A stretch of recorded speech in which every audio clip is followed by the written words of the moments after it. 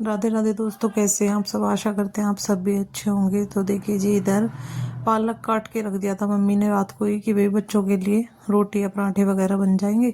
तो इधर मैं आटा लगाने की कर रही हूँ तैयारी, क्योंकि सर्दियों में देखिए जी ऑप्शन बहुत ज़्यादा होते हैं खाने के, लेकिन बच्चे खाते नहीं हैं। मेन समस्या हो जाती है ये हमारे साथ कि ना ही तो बच्चे पालक खाते हैं, ना ही बच्चे मेथी खाते हैं। वैसे बच्चे कम पसंद करते हैं पालक मेथी की सब्जी वगैरह।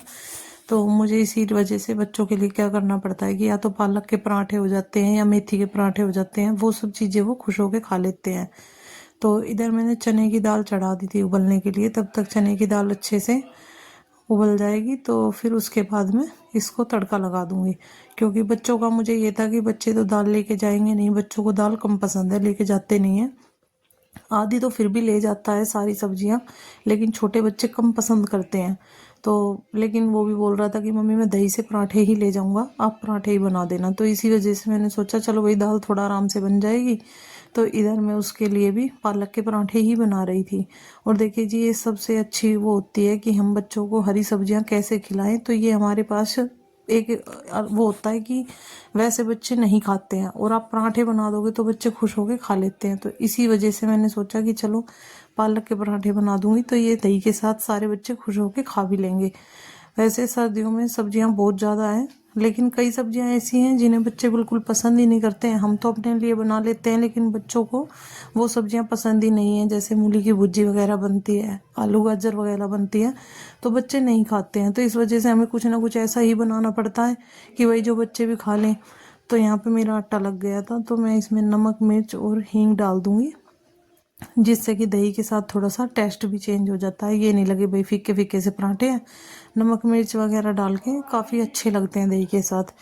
तो यहाँ पे मेरा आटा हो गया था तैयार। अब इसको अच्छे से मिक्स करके एक बार अच्छे से सुधार देते हैं।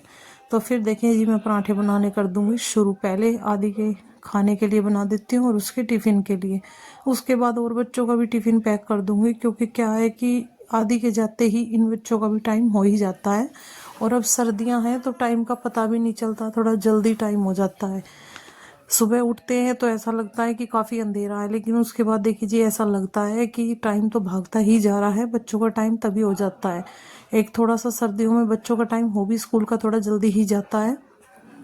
तो इसी वजह से मैंने सोचा पहले आदि का टिफ़िन दे देती हूँ, फिर उसके बाद जो ये बच्चे जाएंगे इनका भी टिफ़िन साथ साथ ही पैक करके रख दूंगी, जिससे कि परेशानी नहीं होती है। साथ ही साथ तब तक ये तैयार होके आते हैं बच्चे, तो तब तक इनके टिफ़िन पैक हो जाएंगे, फिर ये हल्का फुल्का नाश्ता करके चले जाते हैं। उसके बाद इनको भेजने के बाद हम दोनों बहनें भी अपनी चाय वगैरह जब भी पीते हैं। तो देखिए जी, यहाँ पे घेर में गाय भी खड़ी हैं। अभी घेर का काम भी हुआ नहीं है मम्मी का, क्योंकि अभी छुट्टी नहीं आई थी। तो यहाँ पे कार्तिक ने स्कूटी निकाल ली थी बाहर। आदि को छोड़ के आएगा पहले ही, फिर उसके बाद ये आके खुद होगा रेडी स्कूल के लिए। तो यहाँ पे पहले जाएगा स्कूल लेके, क्योंकि बस थोड़ा सा दूर आती है स्टैंड पे। तो इस वजह से कार्तिक या ऋतिक सुबह उसको एक बार छोड़ के आ जाते हैं। उसके बाद काफ़ी ज़्यादा दूर भी नहीं है, वैसे नज़दीक ही है, लेकिन गाँव में स्टैंड के पास आती है, तो वहाँ तक ये चले जाते हैं छोड़ने के लिए। तो देखिए जी, एक आदि भी चला गया था और काम निपटाने के बाद यहाँ पे हम करने लगे थे अपनी तैयारी, क्योंकि हम जाएंगे संडे को छूचक लेके। तो इस वजह से यहाँ पे पैकिंग वगैरह कर रहे थे। सामान तो मार्केट से हम ले आए थे जो जो हमें ज़रूरत थी सामान की, लेकिन घर पे एक बार आके पैकिंग वगैरह भी करनी होती है। तो इसी वजह से दोनों बहनों ने दिन में काम निपटाने के बाद यहाँ पे अपना सारा सामान फैला लिया था बेड पे, कि भाई अच्छे से यहाँ पे सारा सामान रख के और फिर पैकिंग करके इनको डाल के रख देंगे, जिससे कि चलते टाइम फिर ये नहीं होता है कि ये रह गया वो रह गया। यहाँ पे फिर देखिए जी, काम निपटाने के बाद यहाँ पे मैं करने लगी थी, अपने कपड़ों की तह लगाने लगी थी, जो जो कपड़े धोए थे, क्योंकि कहीं जाते हैं तो काम फिर सारा फैल जाता है।